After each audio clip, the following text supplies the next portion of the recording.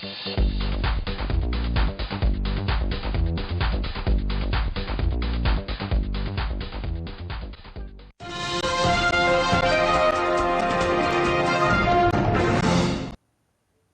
मैं हूं लतिका और आप देख रहे हैं बीवीबी न्यूज। आइए नजर डालते हैं आज की बड़ी खबरों पर। ऋषिकेश के जिला सरकारी अस्पताल में डॉक्टरों की कमी, मरीज परेशान। जिला सरकारी अस्पताल के आशा वर्करों ने अस्पताल प्रशासन के खिलाफ किया कड़ा प्रदर्शन। 8 और 9 फरवरी को हुआ विशेषज्ञ परामर्श और चिकित्सा शिविर का आयोजन। ऋषिकेश पुलिस की सहजता ने बिछड़े बच्चे को मिलवाया अपने परिवार से। गंगा नदी में बढ़ते प्रदूषण की जांच के लिए ऋषिकेश प्रशासन ने बुलाई विशेष टीम। विदेशी पर्यटकों का भारतीय संस्कृति की तरफ बढ़ता उत्साह कर रहा है भारत को सबसे बेहतर की दौड़ में आगे। इंस्टीट्यूट ऑफ फैशन टेक्नोलॉजी के छात्रों ने ऋषिकेश में लगाई प्रदर्शनी। दिल्ली के भारतीय विद्या भवन के छात्रों ने ऋषिकेश में किया अपनी कला का बेहतरीन प्रदर्शन। अब खबरें विस्तार से। जहां एक और ऋषिकेश के सरकारी अस्पताल में रोगियों को मुसीबतों का सामना करना पड़ रहा है, वहीं आशा वर्कर भी अस्पताल प्रशासन के खिलाफ प्रदर्शन पर बैठ गए हैं।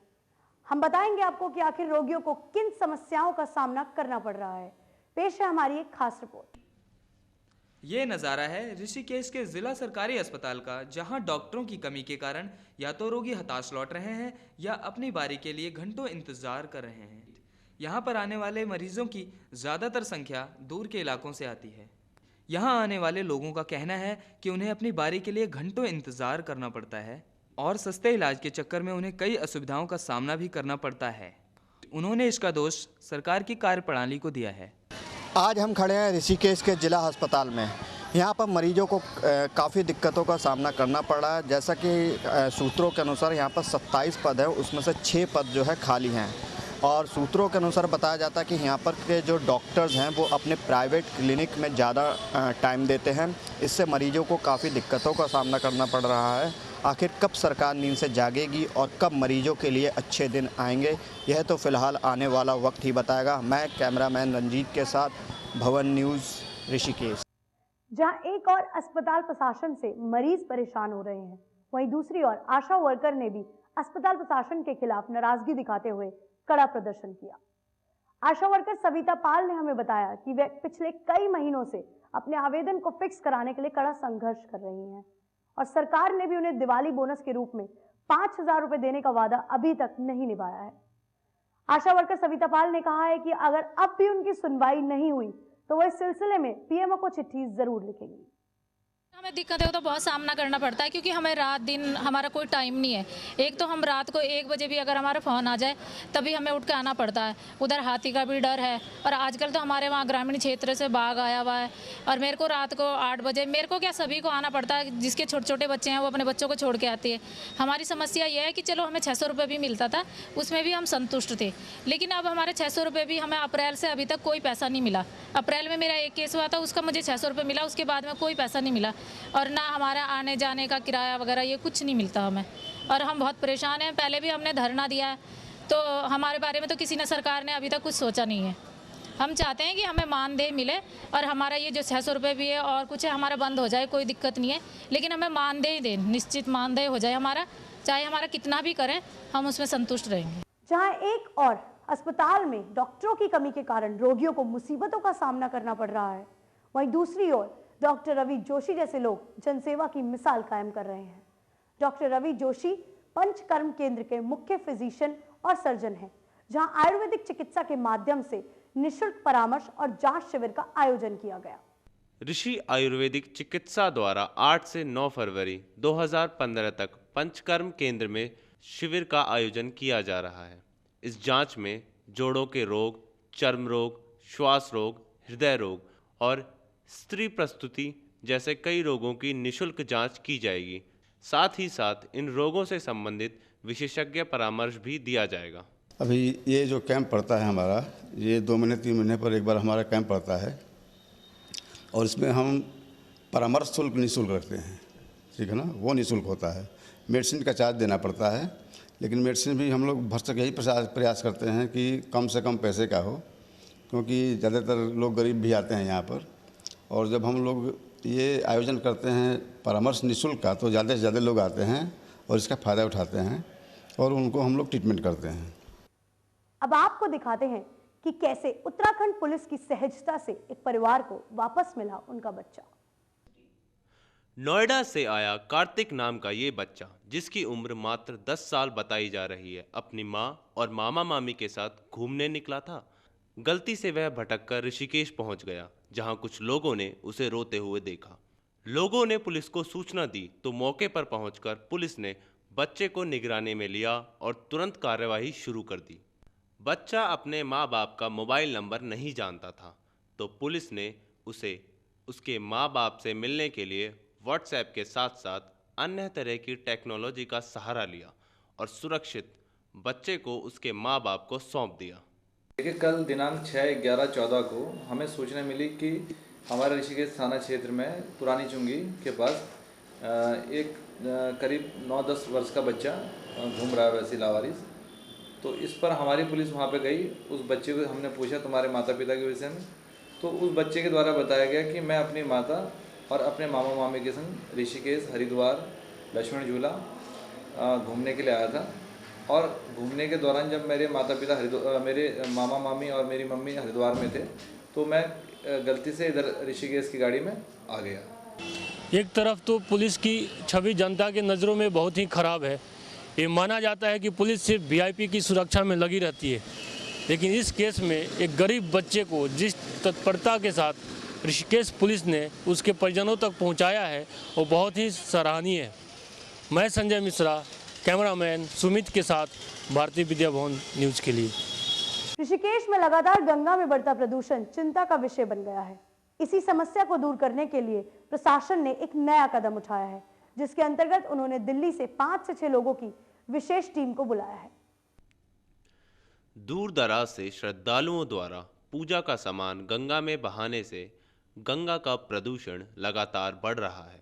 इसी के चलते ऋषिकेश प्रशासन ने दिल्ली से कुल 5 से 6 लोगों की विशेष जांच टीम को ऋषिकेश बुलाया है, ताकि पानी का निरीक्षण करने के बाद गंगा की सफाई के लिए विशेष कदम उठाया जा सके। अब देखना यह होगा कि प्रशासन किस तरह के कदम उठाती है। दिल्ली से आई एक टीम ने आज ऋषिकेश की त्रिवेणी घाट पर गंगा का क्वालिटी टेस्ट किया। अब देखना यह है कि किस हद तक सरकार अपने स्वच्छता अभियान में सफल हो पाती है। कैमरामैन रंजीत के साथ मैं प्रतीक चौहान, भवन न्यूज़। विदेशी पर्यटकों का भारतीय संस्कृति की तरफ बढ़ता रुझान कर रहा है भारत को सबसे बेहतर की दौड़ में आगे। आखिर भारतीय संस्कृति में ऐसा क्या है जो विदेशी सैलानी भारतीय संस्कृति की ओर आकर्षित होते जा रहे हैं? ये जानने के लिए हमारे संवाददाता ने ऋषिकेश में कुछ विदेशी पर्यटकों से की सीधी बात। आइए आपको दिखाते हैं एक खास रिपोर्ट। दुनिया के कोने कोने से आए सैलानी खुद को भारतीय संस्कृति से रूबरू होने से रोक नहीं पा रहे।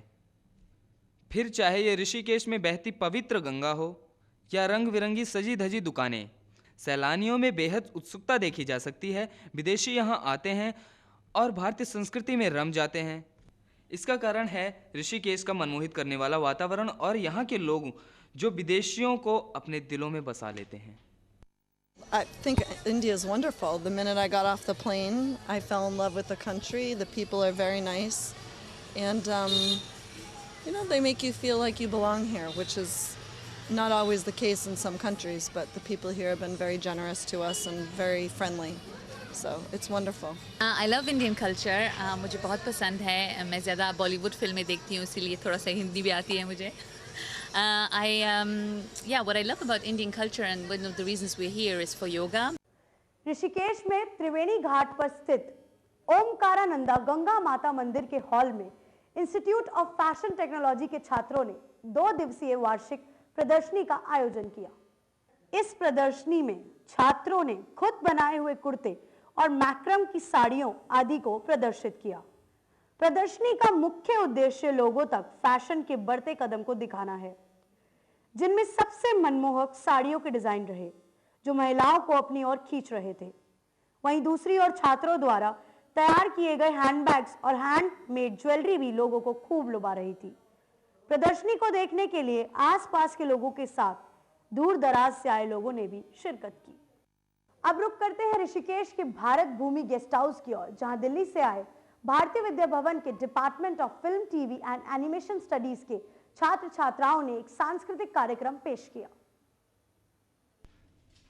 हर साल की तरह इस बार भी दिल्ली से आए भारतीय विद्या भवन के छात्रों ने ऋषिकेश में एक रंगारंग कार्यक्रम प्रस्तुत किया।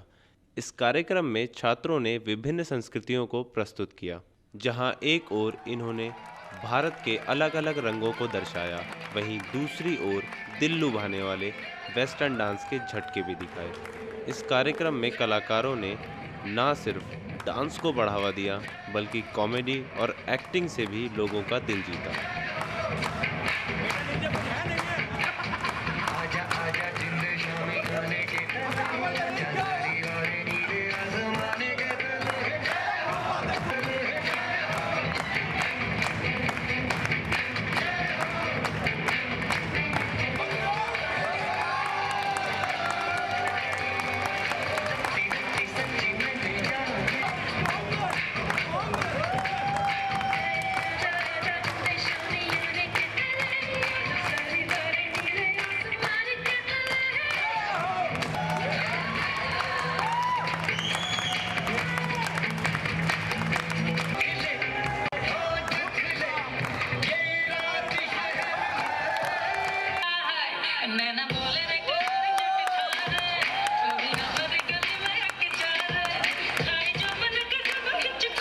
कलाकारों के बेहतरीन प्रदर्शन के बाद अब बारी थी पुरस्कारों से सम्मानित करने की, जहां दिल छू लेने वाली परफॉर्मेंस के लिए छात्रों को पुरस्कारों से नवाजा गया।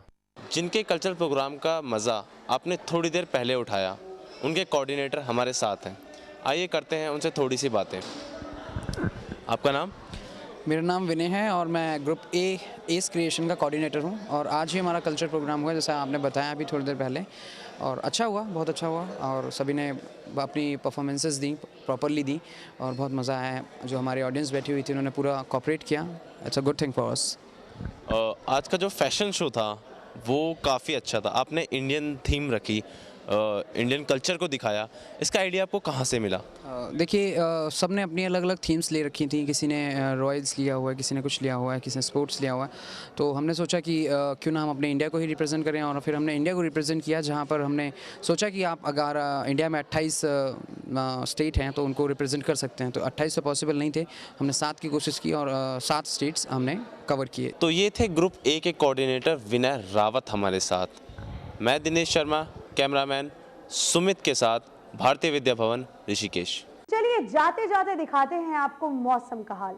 मौसम की ताजा जानकारी के लिए रुख करते हैं हमारे संवाददाता नित्यानंद की ओर। धन्यवाद लतिका।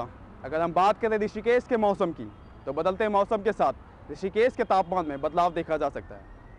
अगर मौसम विभाग की बात करें तो मौसम विभाग का मानना है कि ऋषिकेश में बादल छाए रहेंगे और हल्की बूंदाबांदी होने की आशंका है। यहाँ पर अधिकतम तापमान 14 डिग्री सेल्सियस और न्यूनतम तापमान 10 डिग्री सेल्सियस दर्ज किया गया है। अगर हम पोड़े के मौसम में बात करें तो वहाँ के तापमान में थोड़ी नमी देखी जा सकती है, जिससे हल्की बूंदाबांदी होने की आशंका है। चलते चलते देहरादून की मौसम की बात करें तो वहाँ पर अधिकतम तापमान 11 डिग्री सेल्सियस और न्यूनतम तापमान 8 डिग्री सेल्सियस दर्ज किया गया है, और ठंडी हवाओं का रुख भी देखा जा सकता है। मौसम विभाग की जानकारी में बस इतना ही। फिर रुख करते हैं स्टूडियो की ओर। इस बुलेटिन में फिलहाल इतना ही। देश और दुनिया की बाकी खबरों के लिए देखते रहिए BVB न्यूज़।